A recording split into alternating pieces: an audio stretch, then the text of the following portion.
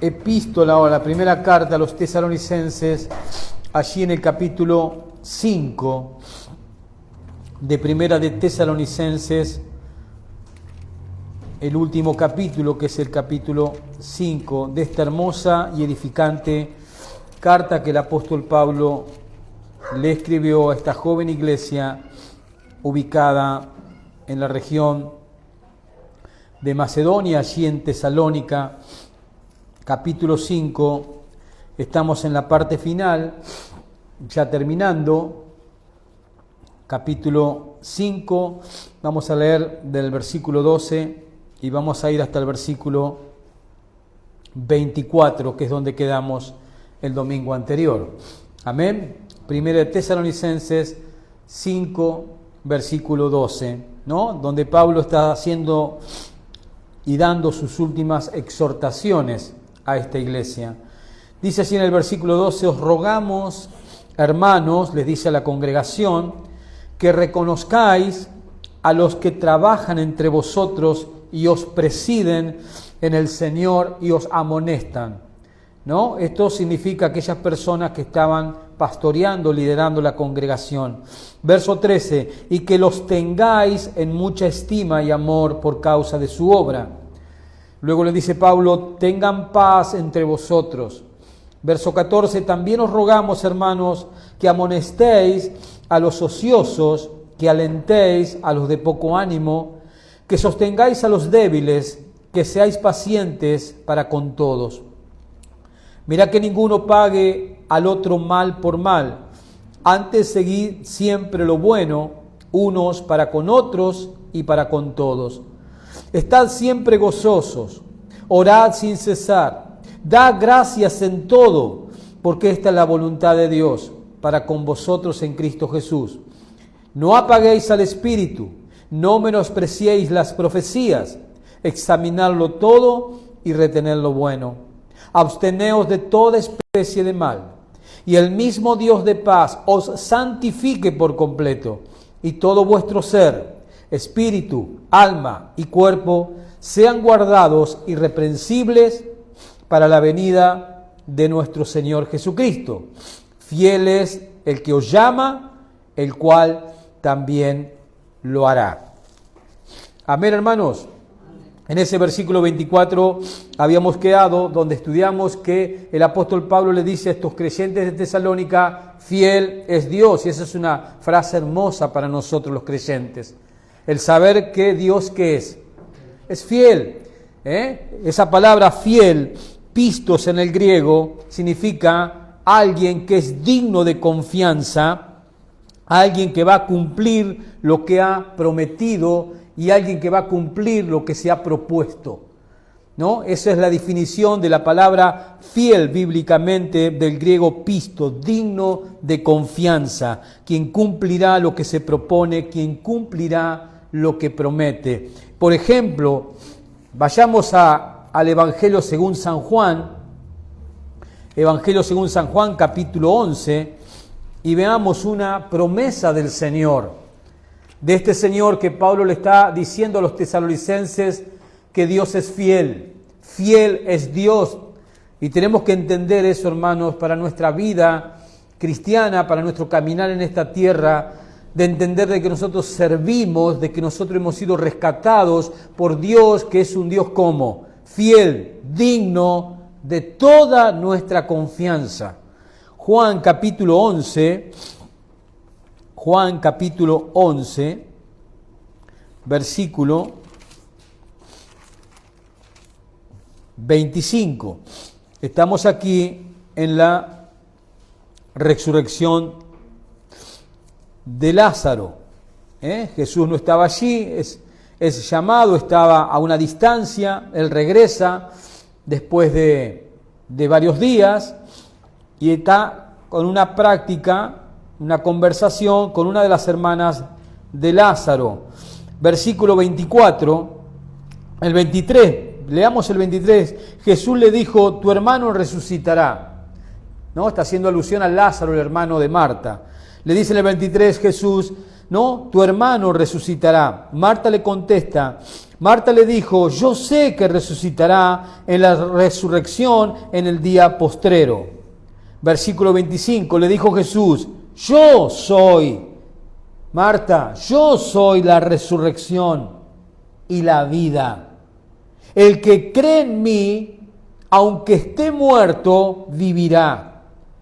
Y todo aquel que vive y cree en mí no morirá eternamente. Y entre signos de interrogación Jesús le pregunta y nos pregunta, ¿crees esto? Obviamente Marta lo creyó.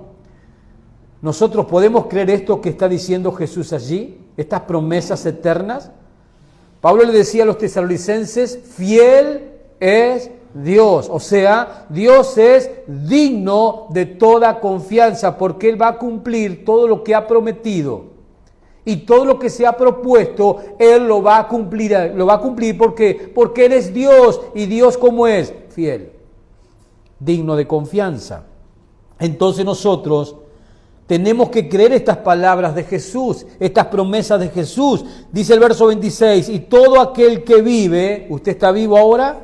Amén, estamos vivos. Jesús te dice, y todo aquel que vive y cree en mí, no morirá eternamente. ¿Quién dice eso? El Dios que es fiel.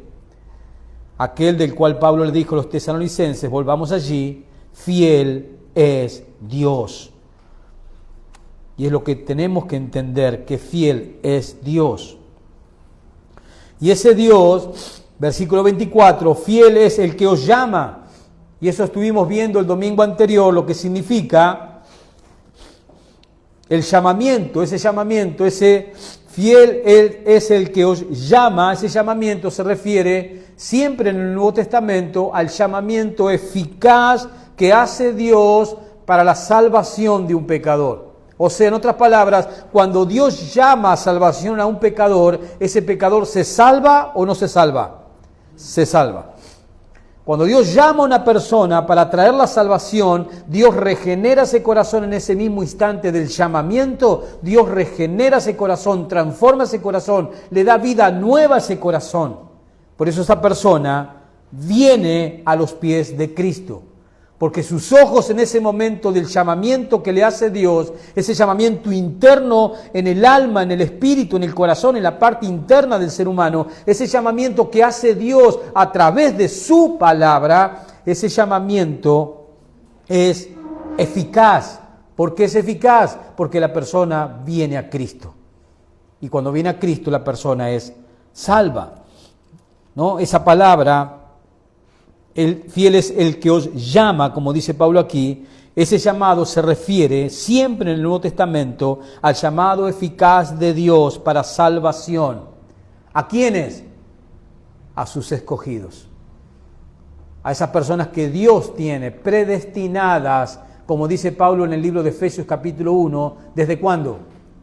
Desde antes de la fundación del mundo. Y esos escogidos que están dispersos por todas partes en el mundo, Dios con su llamamiento eficaz los trae a salvación un día.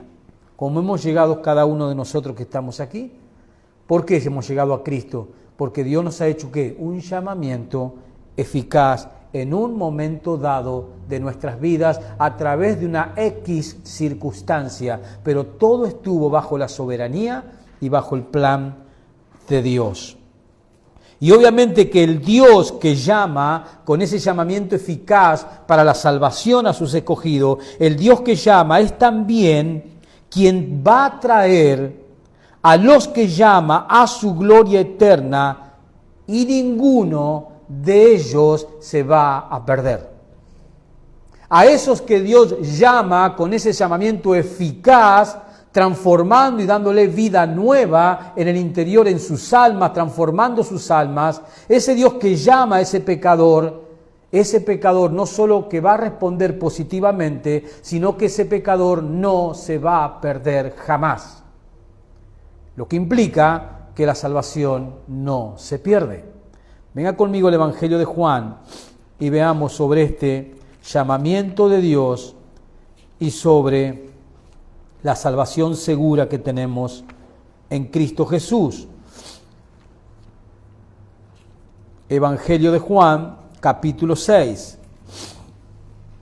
Evangelio de Juan, capítulo 6, versículo 37.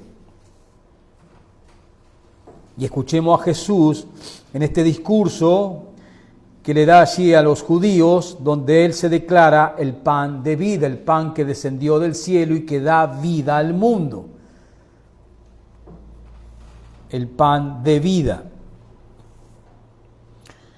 Versículo 37 de Juan 6, dice el Señor Jesús: todo lo que el Padre me da, ¿qué dice Jesús? Vendrá a mí. Todo lo que el Padre me da vendrá a mí, y al que a mí viene no le echo fuera. ¿Por qué Jesús no lo va a rechazar a ese que viene a Él? ¿Por qué? Según este texto, según este versículo que estamos leyendo. Jesús dice al final del versículo 37, al que a mí viene no le echo fuera, o sea, no lo voy a rechazar. Aquel que viene creyendo en mí, aquel que viene poniendo su fe en mí, Jesús dice, yo no lo voy a echar fuera, o sea, yo no lo voy a rechazar. ¿Por qué Jesús no te va a rechazar? La primera parte del versículo es la respuesta. ¿Cómo comienza el versículo? Todo lo que el Padre me da. No es que Jesús no te va a rechazar porque la persona, el pecador que viene a Cristo es de muchísimo valor. No, no tenemos valor. Somos pecadores rebeldes, desafiantes a Dios. El por qué Jesús no rechaza al pecador que viene a Él para salvación es precisamente porque el Padre lo ha enviado al Hijo. Y como son regalos del Padre al Hijo, el Hijo no los rechaza. ¿Entiende lo que está diciendo Jesús? Todo lo que el Padre me da, vendrá a mí, dice Jesús. Eso es el llamamiento eficaz de Dios. Todo lo que el Padre me da, los que el Padre escoge para salvación, sí o sí, ¿qué sucede? Vendrán a Jesús. Y Jesús, ¿qué dice? Y los que vienen a mí, yo no los voy a rechazar. Versículo 38, porque he descendido del cielo, dice Jesús, no para hacer mi voluntad, sino la voluntad de ¿quién? Del que me envió, del Padre. Versículo 33, y esta es la voluntad del Padre. Escuchemos a Jesús para saber cuál es la voluntad del Padre que lo envió acá a la tierra. Y esta es la voluntad del Padre, el que me envió, que de todo lo que me diere, no pierda yo nada, sino que lo resucite en el día postrero. Que todo lo que me diere, no pierda yo nada. ¿Usted piensa que Jesús puede perder a alguna persona que el Padre le dio? ¿Puede Jesús perder una persona? ¿Puede Jesús agarrarse la cabeza en los cielos y decir, uy, Padre, se me perdió Juancito? No, hermano, imposible. Por eso la salvación está garantizada en Cristo Jesús, totalmente garantizada. ¿Por qué? Porque usted y yo, si estamos en Cristo, fue porque el Padre nos trajo a Cristo. Y a los que el Padre trajo a Cristo, Cristo no los rechaza. Y no solo eso, sino que no va a perder a ninguno de ellos. Eso es lo que dice el versículo 39. Verso 40, y esta es la voluntad del que me ha enviado, que de todo aquel que ve al Hijo y cree en Él, tenga vida eterna y yo lo resucite en el día postrero. ¿Promesas garantizadas? Sí. ¿Por qué? ¿Qué decía Pablo en Tesalonicenses 5, 24? Fiel es Dios. Lo que Él ha prometido lo va a cumplir porque Él es digno de confianza. Claramente. Ahora volvamos a la carta que estamos estudiando nuevamente. Primera de Tesalonicenses, volvamos al capítulo 5.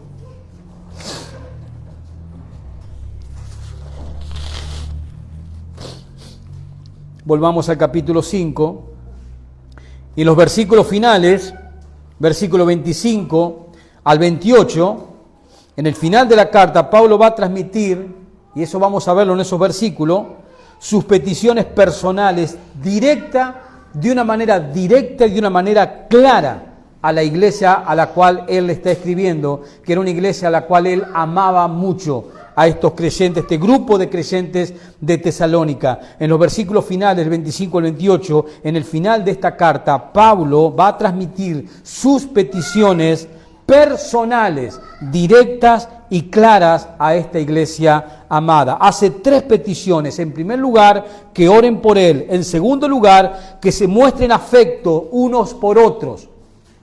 Y en tercer lugar, que se sometan a la palabra de Dios. Estas 3 peticiones al final de la carta hace el apóstol Pablo a esta iglesia. Que oren por él, que tengan afecto entre ellos unos hacia otros, y en tercer lugar, que se sometan a la palabra de Dios. Y obviamente son 3 peticiones que la iglesia de Cristo a lo largo del tiempo tiene que seguir alcanzando. Estas 3 peticiones que brotan del corazón del apóstol Pablo, del corazón pastoral que tenía el apóstol Pablo. Vayamos allí al versículo 25.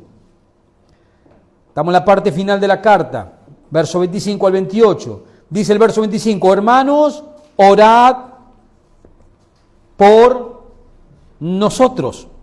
La primera petición de Pablo era algo que él expresaba con frecuencia en sus escritos del Nuevo Testamento. En las cartas que él escribió en el Nuevo Testamento era muy frecuente ver que Pablo siempre pedía apoyo en oración por su ministerio y por su persona.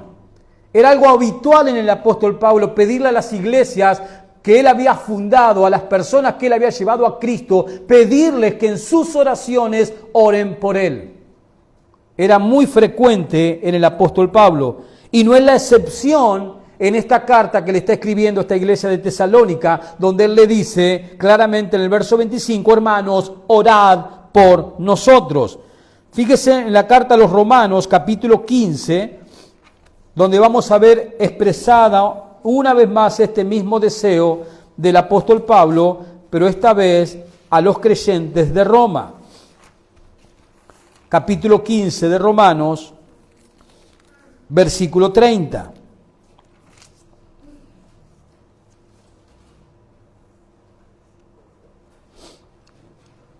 Romanos 15, versículo 30.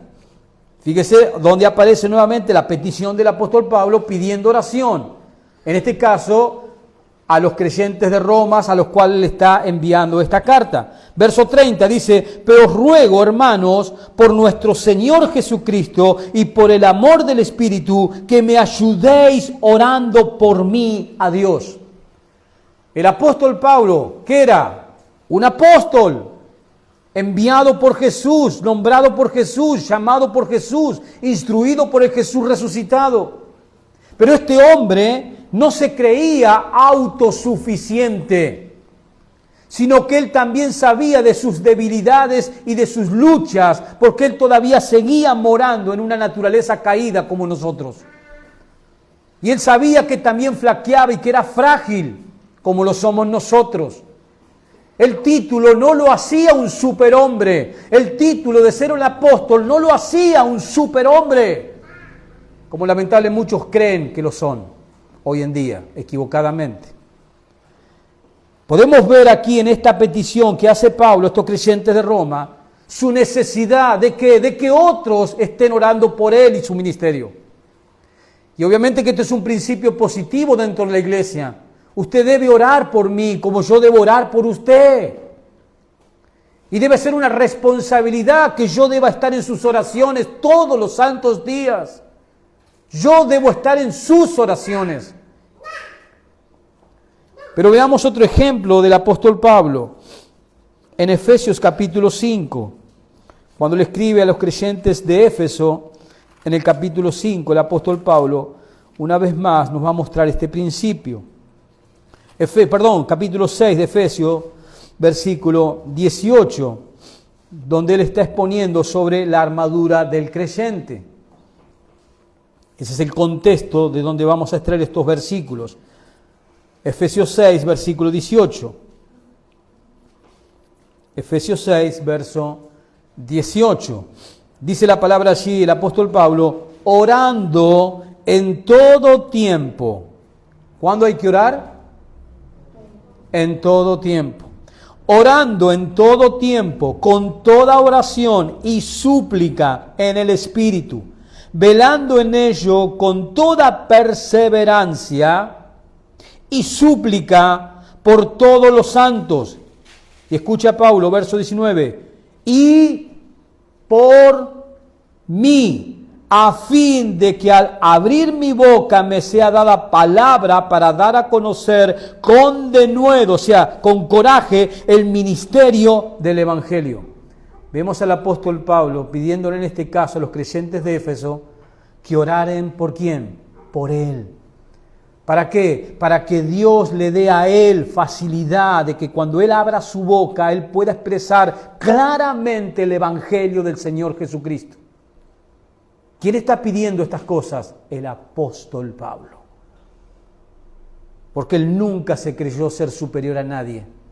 Él era uno más, era el primer pecador. Cuando le escribe la carta a Timoteo, él se muestra como el primer pecador. Él sabía de su debilidad, de su naturaleza caída en la cual él habitaba, de su fragilidad, de su necesidad de Dios todo el tiempo, pero también de la necesidad de que los creyentes oraran por él a Dios, por su persona y por su ministerio, como lo vemos aquí. Vaya a Colosenses, ahí cerquita, cuando Pablo le escribe a los creyentes de la ciudad de Colosa, capítulo 4 de Colosenses, y veamos esta misma petición del apóstol Pablo. Lo vimos pidiéndole a la iglesia de Roma que oraran por él, a la iglesia de Éfeso que oraran por él. Ahora veamos qué escribe a la iglesia de Colosa, carta a los Colosenses, capítulo 4, versículo 2. Colosenses 4:2 dice, perseverad ¿en qué? En la oración. Anteriormente a los efesios le dijo lo mismo, perseveren en la oración. La pregunta es, ¿tú perseveras en la oración?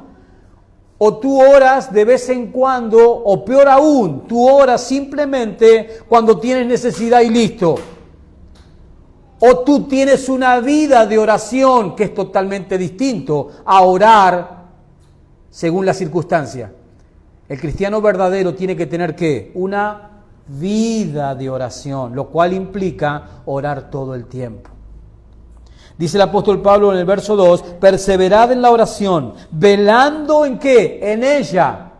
¿A qué se refiere con ella? A la oración. Perseverad en la oración, velando en ella con acción de gracias, orando también al mismo tiempo. ¿Por quién, dice Pablo? Por nosotros. Le está diciendo a los creyentes de Colosa, oren también por nosotros, le dice Pablo, para que el Señor nos abra puertas para la palabra, a fin de dar a conocer el misterio de Cristo, por el cual también estoy preso.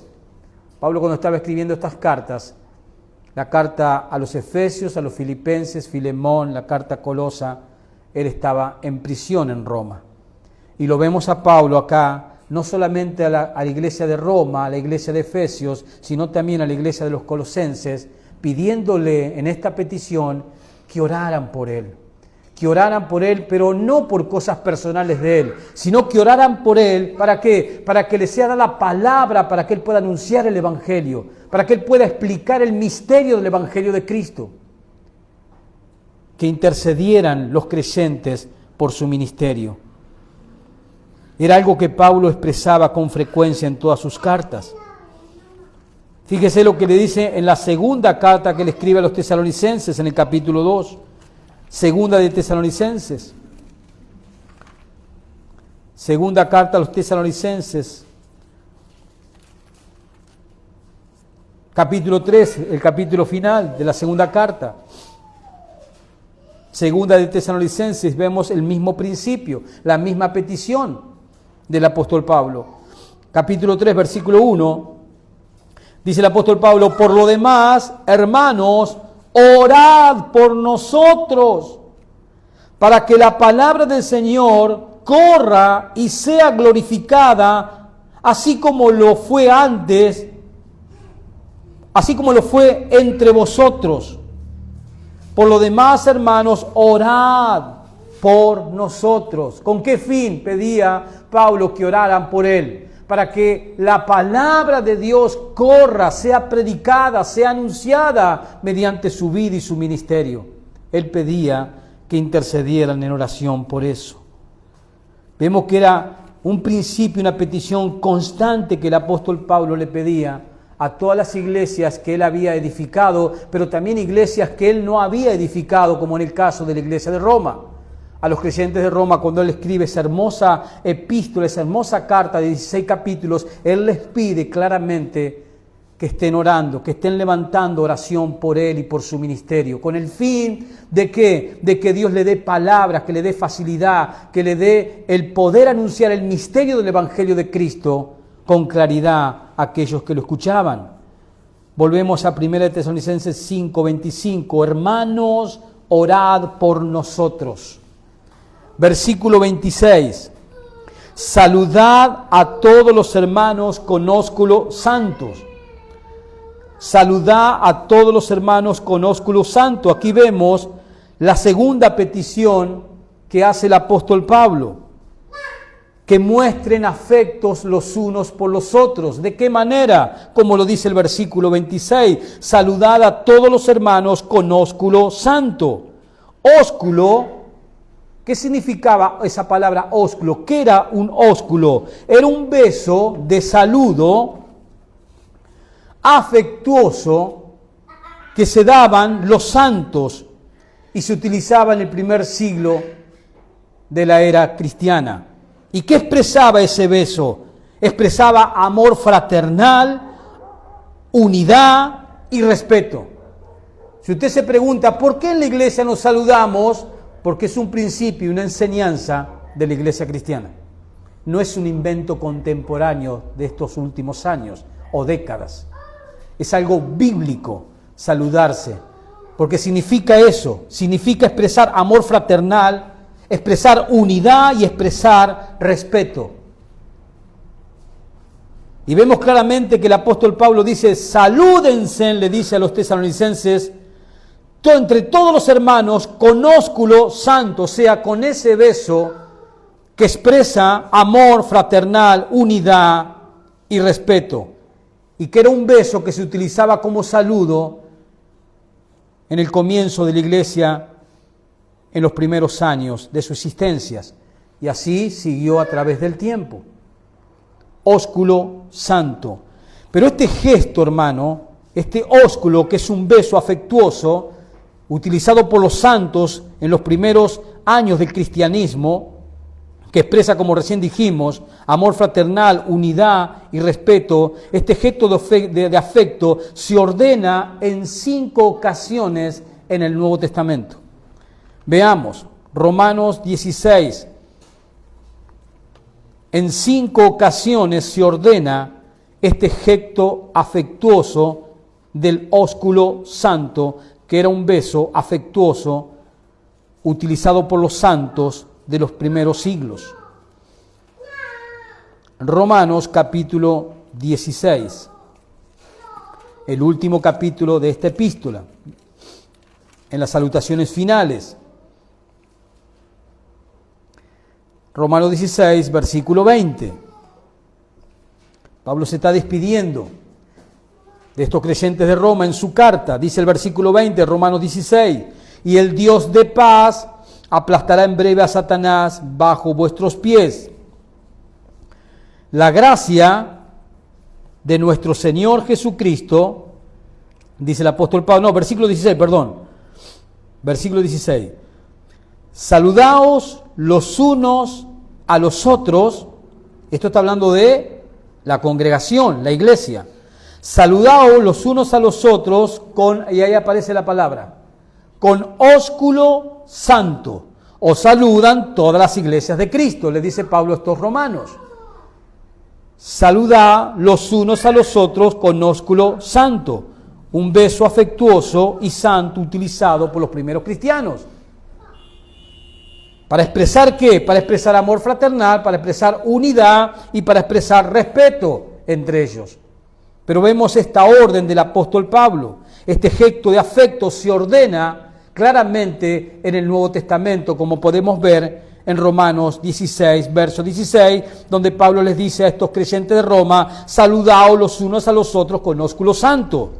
Pero si nos vamos a 1 de Corintios, la carta que continúa, capítulo 16, también al final de la carta, en las salutaciones finales, va a aparecer nuevamente esta orden de parte del apóstol Pablo.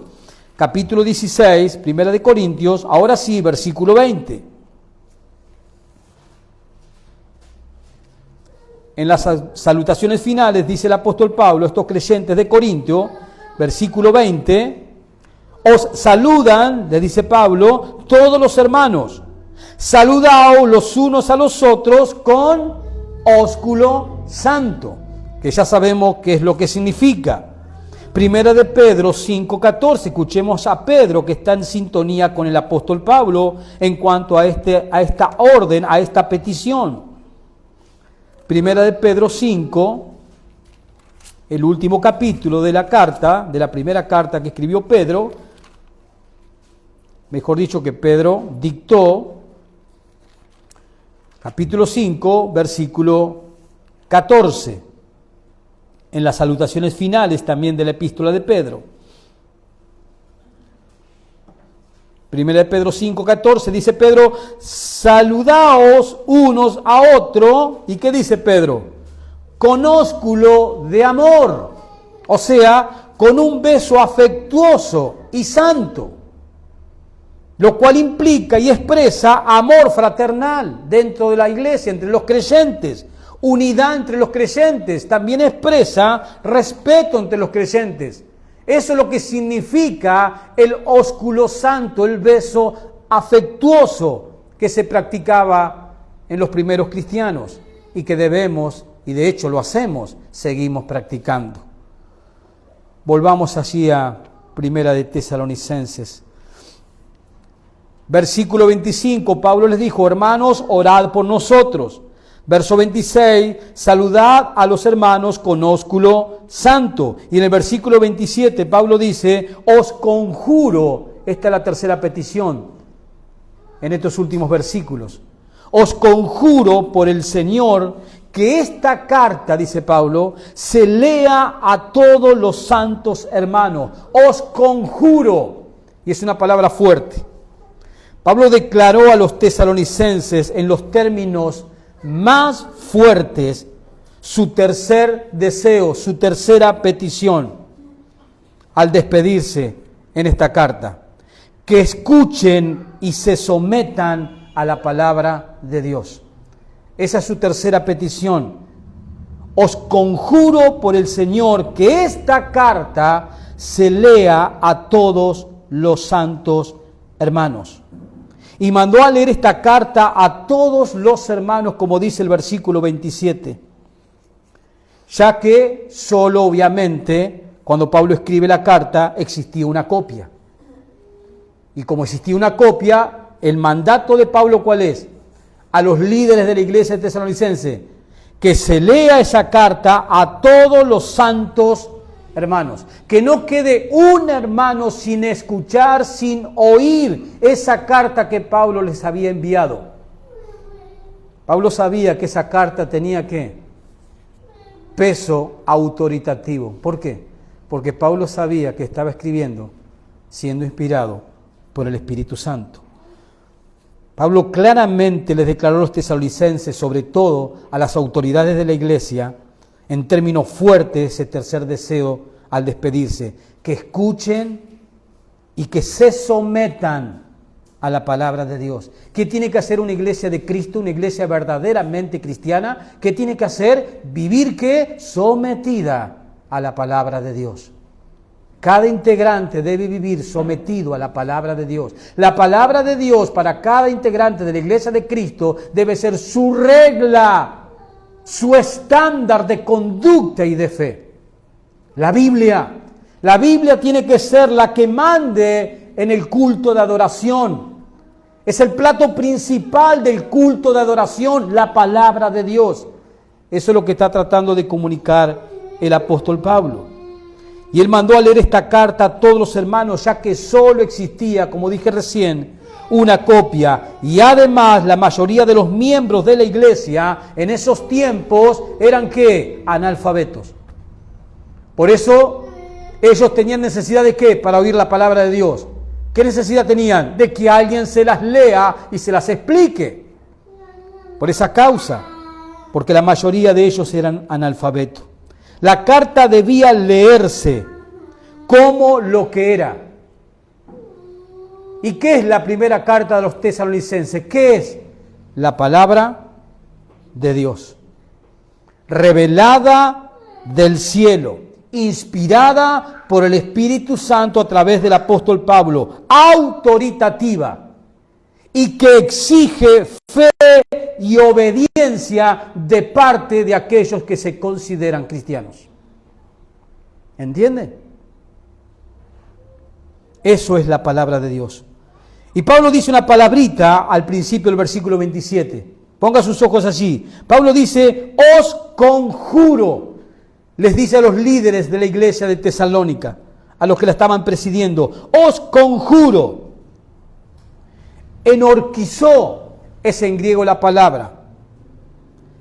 Y esta es una palabra, como dije al principio, es una palabra fuerte que usó el apóstol Pablo, que significa atar en juramento o atar con juramento. Eso significa la palabra os conjuro, atar con juramento. O sea, Pablo estaba atando con un juramento y el juramento era en el Señor. Os conjuro en el Señor, le está diciendo a los líderes de la iglesia de Tesalónica, que la carta se lea a todos los santos hermanos, que todos los santos hermanos conozcan esta carta. Y para eso Pablo que dijo, os conjuro, los ato en juramento, los ato con juramento, porque el contenido de la carta era la palabra de Dios. Un juramento solemne. Os conjuro por el Señor, dice Pablo allí. Por el Señor. Los conjuro por el Señor. Y de esta manera, a través del apóstol Pablo, el Espíritu Santo los obligó a los líderes de la iglesia de Tesalónica a asegurarse de que todos tenían que oír la carta que Pablo les había escrito. Fíjese, por ejemplo, en Colosenses 4. Ahí nomás, un poquitito para atrás. Cómo Pablo se acostumbraba a qué? En su petición, a pedirles, como en el caso de Tesalónica, con juramento, a pedirle a los líderes de las iglesias que lean a la congregación sus escritos, sus cartas. El Espíritu Santo, el autor de la palabra de Dios, se estaba asegurando a través del apóstol Pablo en estos juramentos, en estas peticiones firmes y fuertes, que las iglesias recibieran, oyeran esas cartas, porque esas cartas eran palabra de Dios. Palabra de Dios autoritativa, edificante para cada uno de los miembros de las iglesias. Colosenses capítulo 4. Colosenses capítulo 4. Versículo 16. Dice el apóstol Pablo allí, cuando esta carta haya sido leída entre vosotros, ¿ve? ¿Qué carta? La carta que él acababa de escribirle a la iglesia de Colosa, a los colosenses. Y entonces dice Pablo en el verso 16, cuando esta carta, que él estaba terminando de escribir, cuando esta carta haya sido leída entre vosotros, haced que también se lea en la iglesia de los laodicenses. O sea, una ciudad que estaba cerca de la ciudad de Colosa. En una ciudad, Laodicea, que estaba cerca de la ciudad de Colosa, esa iglesia de Laodicea, Pablo no la había fundado, pero Pablo sabía que había una iglesia cristiana allí. Y Pablo le dice a las autoridades de la iglesia de Colosa, cuando ustedes lean a la congregación esta carta, hagan que esta carta también se las lean a la iglesia de los laodicenses. ¿Por qué? Porque en las cartas pastorales y en las cartas, en las epístolas que el apóstol Pablo escribió, esas cartas, ¿qué hacen? Edifican la iglesia. La ayudan a crecer en santidad, la ayudan a crecer en el conocimiento del plan redentor de Dios, a conocer a Cristo, a conocer la gracia de Dios a través del sacrificio de Cristo. Son para edificarlas. Nosotros nos edificamos con los contenidos del Nuevo Testamento, con el contenido de las cartas. Por eso es importante estudiar cada libro del Nuevo Testamento de una manera expositiva, como estamos haciendo y terminando con esta carta de los Tesalonicenses. Pero veamos también el principio de Pablo, también lo vemos claramente en esta carta que él escribe a los Colosenses, versos 16. Cuando esta carta haya sido leída entre vosotros, haced que también se lea en la iglesia de los laodicenses, y que la de Laodicea la leáis también vosotros. ¿Por qué Pablo encargaba esto? Y se lo encargó a los líderes de la iglesia de Tesalónica con juramento. ¿Por qué? Porque Pablo sabía que ese contenido era ¿qué? Palabra de Dios. Regla de fe. Y a la cual los creyentes, ¿qué tenían que hacer? ¿Cuál era su actitud? Creerla y obedecerla. ¿Qué tenemos que hacer nosotros con la carta a los tesalonicenses, por ejemplo? ¿Qué tenemos que hacer nosotros con la carta a los colosenses, con la carta a los efesios, con la carta a los filipenses, con la carta a los romanos? ¿Qué tenemos que hacer? Leerla, estudiarla, creerla y obedecerla. Que eso fue, en fin, lo que Pablo les pidió a cada una de las autoridades de las iglesias en este primer siglo. Claramente fue eso. Pero él lo hace con un juramento. Volvamos allí a Tesalonicenses. Pablo lo hace con un juramento a los líderes de la iglesia. Os conjuro, o sea, los ato con un juramento. Y ese juramento es en el Señor. Os conjuro por el Señor que esta carta se lea a todos los santos hermanos. Pablo quería asegurarse, y mejor dicho, el Espíritu Santo a través de Pablo quería asegurarse de que todos oyeran la palabra de Dios contenida en ese escrito. Que todos oyeran. Fíjense qué interesante. Venga Apocalipsis capítulo 2. Qué interesante, usted va a ver repetida una y otra vez esta frase de oír. Apocalipsis capítulo 2. Apocalipsis 2, versículo 7. El mensaje a la iglesia de Éfeso. Apocalipsis 2, 7. Allí dice el Señor: el que tiene oído, oiga. El que tiene oído, oiga lo que el Espíritu dice a las iglesias. Versículo 17. Versículo 17. El que tiene oído, oiga lo que el Espíritu dice a las iglesias. Versículo 29. El que tiene oído, oiga lo que el Espíritu dice a las iglesias. Capítulo 3, versículo 6. El que tiene oído, oiga lo que el Espíritu dice a las iglesias. Versículo 13. El que tiene oído, oiga lo que el Espíritu dice a las iglesias. Y versículo 22. El que tiene oído, oiga lo que el Espíritu dice a las iglesias. Y esta frase que se repite tantas veces, el que tiene oído, oiga, significa que las palabras que se están pronunciando son de suma importancia. La palabra de Dios, ¿cómo es? ¿De media importancia? ¿De poca importancia? ¿O de mucha importancia para el cristiano? De mucha.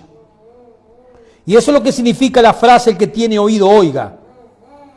Significa eso, que las palabras que están escritas, las palabras que se leen de la palabra de Dios, esas palabras son de mucha importancia y requieren, como son de mucha importancia, requieren una comprensión profunda y atenta de parte de aquellos que escuchan. ¿Por qué? Sencillamente porque es la palabra de Dios. Y la palabra de Dios que se recibe con fe, como le dijo Pablo a los tesalonicenses, es la palabra que actúa. Pablo les dijo a los creyentes de Tesalónica, la palabra que actúa en los creyentes. La palabra de Dios que se atiende con profundidad, que se atiende dándole importancia, esa es la palabra que va a obrar en el interior de la persona. Pero la palabra que simplemente se escucha y nada más, y no se retiene, es la palabra que rápidamente desaparece. Y obviamente no va a causar ningún fruto, ningún cambio, ninguna transformación. Venga conmigo a Mateo 7, al final del Sermón del Monte. Mateo capítulo 7. Y miremos los frutos de oír, del que tiene oídos para oír, lo cual significa que esas palabras son importantes para la persona y por eso la persona se esfuerza en comprenderlas y en entender el significado profundo de lo que se está diciendo. Le pone actitud. Mateo 7, versículo 24. Mateo 7, verso 24. Dice así el Señor Jesús: cualquiera pues que me oye estas palabras, y ¿qué hace? Las hace. ¿Por qué? Porque esas palabras para esa persona son importantes y como son importantes requieren una comprensión profunda y atenta. Por eso las hace. Y Jesús dice: cualquiera pues que me oye estas palabras y las hace, le compararé. Va a hacer una comparación Jesús. Le compararé a un hombre prudente. ¿Cómo llama Dios a la persona que está atenta a la palabra de Dios, que no se quiere perder detalle, que quiere investigar, que quiere profundizar el sentido para realmente saber qué es lo que Dios te quiere decir? Dios dice que esa persona es como prudente. Lo compararé, dice Jesús, a un hombre prudente que edificó su casa sobre la roca. O sea, que edificó su vida. ¿Sobre qué? Sobre la roca. ¿Quién es la roca? Cristo. Las enseñanzas de Cristo. Sobre la palabra de Dios. El hombre prudente edifica su vida sobre la palabra de Dios. Entendiéndola, comprendiéndola, amándola, deseándola, estudiándola. Esa persona es prudente, que edificó su casa sobre la roca. Descendió lluvia, vinieron ríos, soplaron vientos y golpearon contra aquella casa. Y no cayó porque estaba fundada sobre la roca. Esas son las personas que obedecen al mandato de Dios. El que tiene oído, oiga lo que el Espíritu dice a las iglesias. Y como Pablo sabía que estaba escribiendo la palabra de Dios, él se esforzó aún hasta atar con juramento a los líderes de la iglesia a que hagan leer sus cartas a todos los santos hermanos, porque sabía la bendición que había en recibir esa palabra y obedecerla. Iban a ser hombres y mujeres prudentes que iban a edificar sus vidas sobre la roca sólida que es Cristo. Y por más que vengan problemas, incertidumbres, lo que sea que vienen y van a venir, porque muchos de ellos también son permitidos por Dios para pulir nuestro carácter, nunca vamos a flaquear, porque estamos cimentados sobre la roca.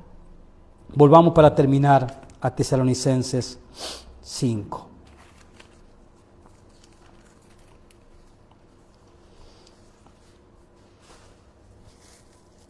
Entonces vimos verso 25, donde Pablo les dio esta petición: hermanos, orad por nosotros. Versículo 26 les dijo: saludad a todos los hermanos con ósculo santo, o sea, que entre ellos haya fraternidad, que haya amor, que haya unidad. Esa es la segunda petición. La tercera petición: os conjuro por el Señor que esta carta se lea a todos los santos hermanos. Y Pablo termina esta carta con una bendición para los tesalonicenses en el versículo 28. Pablo dice: la gracia de nuestro Señor Jesucristo sea con vosotros. Amén. Y escuche, el apóstol Pablo, cuando usted estudia, ¿no?, las epístolas que escribió el apóstol Pablo, y son 13 de los 27 libros del Nuevo Testamento, casi la mitad es autoría del apóstol Pablo.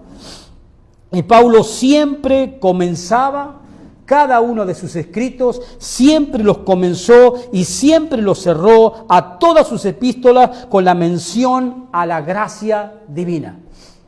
Siempre, usted puede agarrar cualquier carta, agarremos esta que estamos en Tesalónica, vaya al capítulo 1. Capítulo 1, versículo 1. Para ver algunos ejemplos, pero en todas las cartas que escribe el apóstol Pablo, comienza con la gracia divina y termina sus epístolas mencionando la gracia divina. Veamos algunos ejemplos. 1 Tesalonicenses 1, verso 1. Pablo, Silvano y Timoteo, ¿no? El grupo misionero. A la iglesia de los tesalonicenses, en Dios Padre y en el Señor Jesucristo, gracia y paz sea a vosotros, de Dios nuestro Padre y del Señor Jesucristo. ¿Y cómo termina la carta, el texto que acabamos de leer? Vaya de nuevo, capítulo 5, verso 28. La gracia de nuestro Señor Jesucristo sea con todos vosotros. Pablo siempre comenzaba y cerraba todas sus epístolas con una mención a la gracia divina.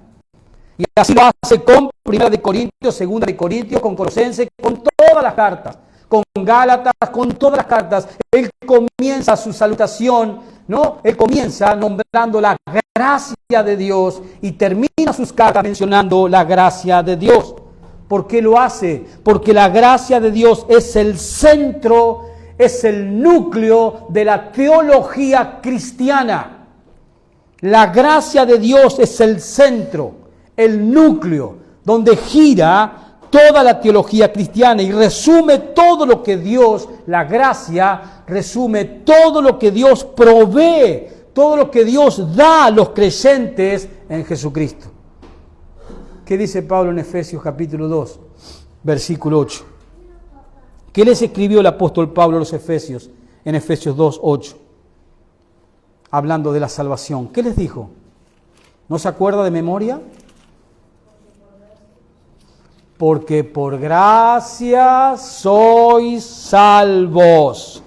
La gracia de Dios es la que provee todo, empezando por la salvación eterna del alma del ser humano y las demás bendiciones.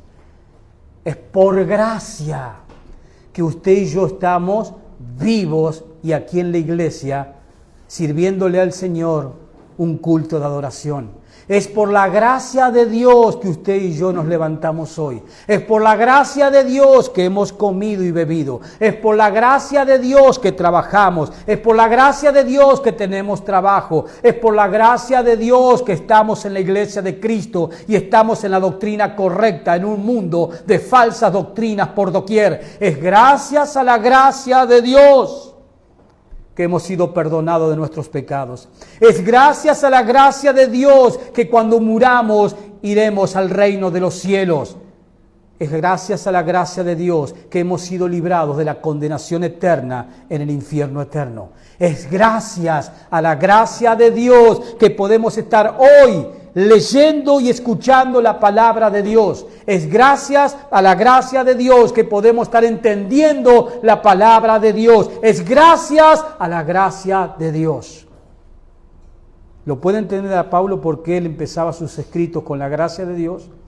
¿Y por qué terminaba sus escritos por la gracia de Dios? Porque la gracia de Dios es el centro de la teología cristiana que él enseñaba. Y él todo lo que enseñó, lo enseñó bajo la inspiración del Espíritu Santo. Por eso es palabra de Dios. Por eso Pablo les dijo en el verso 27 a los que presidían, o sea, los que lideraban la iglesia de los tesalonicenses, Pablo les dijo, os conjuro, los ato en juramento, y ese juramento es por el Señor, que esta carta sea leída a todos los santos hermanos. Y así hacía con todas las cartas. Y nosotros hacemos bien. Y el apóstol Pablo estaría contento si él estuviese acá, de que nosotros estamos leyendo sus escritos, porque sus escritos no eran de él, sino que eran inspirados por el Espíritu de Dios, era palabra de Dios. Y que nosotros aquí la estamos leyendo, la estamos recibiendo como palabra de Dios, la estamos oyendo como palabra de Dios y la estamos atesorando porque es palabra de Dios, porque va a seguir edificando nuestras vidas, va a seguir fortaleciendo nuestra fe en Cristo. Y el apóstol Pablo estaría contento y diciendo: Señor, gracias porque la tarea ha sido realizada. Pero qué triste es la otra parte, opuesta, cuando en muchos lugares donde dicen ser iglesias de Cristo, la palabra de Dios no ocupa el primer lugar. Donde la palabra de Dios simplemente es un numerito más en un abanico de cosas que se hacen en esos cultos, en esas reuniones. Cuando la palabra de Dios debe ser el centro principal del culto de adoración. La palabra de Dios, porque cuando la palabra de Dios está siendo expuesta, es Dios quien está hablando. De ahí la exhortación que leímos en Apocalipsis 2 y 3, el que escuche, oiga lo que está diciendo el Espíritu Santo a las iglesias. Tenemos que entender eso. Y así se despide el apóstol Pablo en ese versículo 28. La gracia de nuestro Señor Jesucristo sea, les dice Pablo en su petición, su deseo, sea con todos vosotros, sea con toda la iglesia, le dice a los tesalonicenses. Y les recuerda en el verso 27 a los líderes de la iglesia: os conjuro, los ato en juramento, y ese juramento es por el Señor, que lean esta carta a todos los santos hermanos, que no quede ni un santo hermano sin oír esta carta, porque esta carta contiene la palabra inerrante, toda suficiente, autoritativa de Dios para el creyente en Cristo. Amén, hermanos. Amén. Y bueno, ahí hemos llegado al final de esta preciosa y hermosa carta que, como los edificó en el original a estos creyentes de Tesalónicas a quienes fue enviada la carta, también nos ha edificado a nosotros como iglesia al volverla a leer versículo por versículo, con obviamente la interpretación ya dada por el Espíritu Santo en cada uno de sus textos. Nosotros ahora tenemos que hacer lo mismo que tuvieron que hacer los creyentes de Tesalónica, quienes todos ellos están en el cielo. ¿Qué tenemos que hacer? Obedecerla, atesorarla en el corazón. Y así sucesivamente con todos los escritos que contienen las Escrituras, por la sencilla razón de que es la palabra autoritativa y toda suficiente de Dios para nosotros, para la iglesia. Amén, hermanos. Póngase de pie y vamos a darle gracias al Señor. Amado y eterno Padre, te damos muchas gracias en el nombre de Jesucristo. Te agradecemos, Señor, porque hoy hemos llegado al final de haber estudiado, de haber expuesto versículo por versículo su parte histórica, su parte cultural, de esta iglesia de Tesalónica ubicada en esa ciudad donde el apóstol Pablo, por registros históricos en Hechos de los Apóstoles, allí en el capítulo 17 nos muestra históricamente cómo el apóstol Pablo llegó a esa ciudad predicando el Evangelio, donde no fue bien recibido, pero aún así tú, Dios bendito, tenías escogidos en esa ciudad, a los cuales a través de la predicación del apóstol Pablo, tú hiciste un llamado eficaz y cada uno de ellos que estaban ordenados para vida eterna, creyeron en el Evangelio. Luego tú los edificaste meses después al enviarle no solo una, sino 2 cartas inspiradas por tu Espíritu para que esa iglesia se siga edificando y fortaleciendo en la roca. Gracias, Señor, porque tú has hecho lo mismo con esta congregación en esta ciudad. Gracias, Dios, por tu sabiduría. Señor, gracias por tu poder y por tu amor y por tu misericordia en tu gracia que has derramado sobre nosotros. Padre, bendice a tu iglesia presente aquí, a cada alma que está aquí, que tú has llamado a salvación. Síguela edificando como lo has hecho y sigue proveyendo, Señor, para sus necesidades. Gracias Jesucristo. Gracias. Amén y amén. Amén, hermano.